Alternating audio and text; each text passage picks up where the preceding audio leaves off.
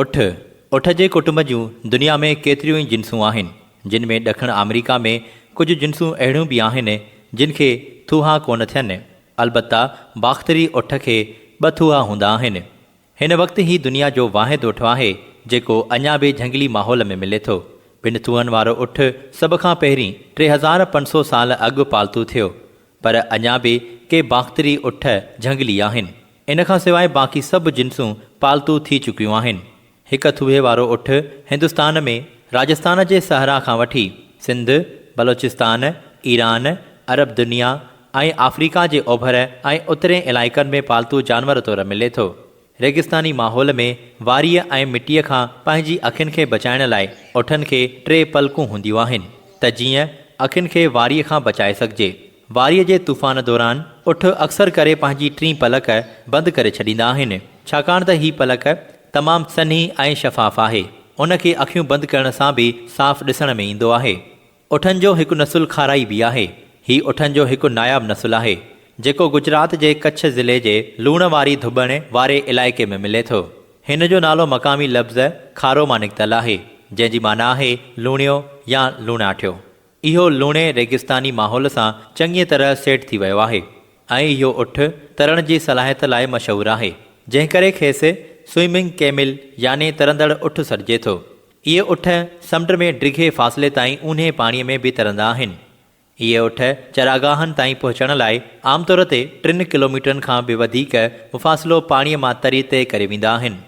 इहे हिकु मुनफ़रद माहौलियाती नसुल सम्झा वञनि था, छाकाणि त इहे ज़मीनी माहौलियाती निज़ाम सां गॾु साहिली माहौलियाती निज़ाम में बि रहनि था।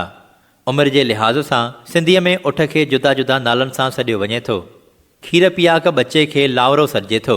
धुपड़ या कमाट वरी 1 खां 2 सालनि जी उमिरि वारे बचे खे चइजे थो। बिहाण 2 खां 3 सालनि जी उमिरि वारो उठ। टिहाण 3 खां 4 सालनि वारी उमिरि वारो उठ। छठ 4 खां 5 सालनि वारी उमिरि वारो उठ। दोक 5 खां 6 सालनि जी उमिरि वारो उठ। चोगो 4 ॾंदनि वारो। हीउ उठ 6 खां 7 सालनि जी उमिरि जो थिए थो। 7 सालनि ऐं उन खां वॾी ॼमार वारे उठ खे नेश चवंदा आहिनि। उठ घणनि नालनि सां मशहूरु आहे, जीअं त जमल, शुतर, बोतो, लेड़ो, लाॾो, तोॾो, गोरो, डाघो, चांगो, मयो, महरी ऐं करहो वग़ैरह। हिन जानवर सहराई ज़िंदगीअ मुताबिक़ पाण खे मुकमिल तरह ठहकाए छॾियो आहे। उठ पंहिंजे थूहे में चर्बीअ जो ज़ख़ीरो जमा कंदो आहे। जॾहिं पाणी ऐं ख़ुराक जी अणाट हुजे तॾहिं इहो जिस्म जो वज़न 40% ताईं वञाईंदो आहे ऐं ॿियनि पालतू जानवरनि जी भेट में थधियुनि हालतुनि में पाणी पीअण खां सवाइ 6-7 महीना वधीक ज़िंदा रही सघे थो। हिकिड़े थूहे वारो उठ जेको अरब मुल्कनि, उत्तर अफ्रीका, ईरान ऐं इंडिया में थिए थो, ऐं 2 थूहनि वारो उठ या जंहिंखे बाख़्तरी उठ चइजे सो विच एशिया, अफ़गानिस्तान ऐं ईरान जे कुझु इलाइक़नि में मिलंदो आहे। हिकु थूहे वारे उठ जो असुल वतन अरबुस्तान आहे, जेको 2500 क़बल मसीह में पालतू जानवर थियो। इहो अरब खाना बदोश या बदवी ज़िंदगीअ जो लाज़मी हिसो रहियो आहे ऐं सवारीअ तौरु कतब ईंदो हो। इन खे रेगिस्तान जो जहाज़ पिणु चवंदा आहिनि। यहूदियत में उठ जो गोश्त खाइणु हराम आहे, पर इस्लाम में इन जो गोश्त हिलाल आहे। माण्हू इन जो खीर बि वापराईंदा आहिनि। संदसि वारनि मां खथा ठाहींदा आहिनि। हकीमनि जो चवणु आहे त तिबी लिहाज़ खां उठ जो गोश्त गरम, ख़ुश्क असरु रखे थो, केतिरनि ई बीमारियुनि खां फ़ाइदो ॾिए थो। उठ जे आवाज़ खे उठ जो रणणु चवंदा आहिनि। जीअं शाह लतीफ़ चयो आहे त अॻे उठ रणनि मुंहुं भेरे माठ थी। गर्मीअ में इन जे जिस्म जी गर्मीअ जो दर्जो वधी वेंदो आहे ऐं पाणी बचाइण लाइ पघर घटिजी वेंदो आहे। उठ घणनि ई खारनि ऐं कंडेदार क़िस्मनि जो गाह बि चरे थो। मथियों चप 2 फाकूं अथसि। चरण महिल उहो टेड़े छॾींदो आहे। उठ जा रंग हल्के भूरे खां वठी नासी ऐं कारे ताईं थींदा आहिनि। इन जी ड्रेग 7.5 फुट खां 11 फुट थिए थी ऐं वज़न 450 खां 550 किलो थिए थो। उठ गाह, वणनि जा पन, मेवात खाई वेंदा आहिनि। उठ जी मादी जंहिंखे ॾांची चइबो आहे, जेका 370 ॾींहं पेट सां हूंदी आहे ऐं पोइ हिकु बचो ॾींदी आहे।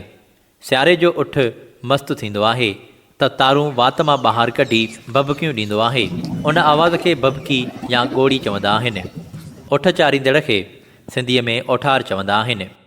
कद बुत जे हिसाब सां नंढो पुछ, नंढा कन, डिघी गिची, डिघियूं टंगूं, तराखड़ा गोल ऐं चीरियल पेर अथसि, जिन सां वारीअ में सोलो हले थो।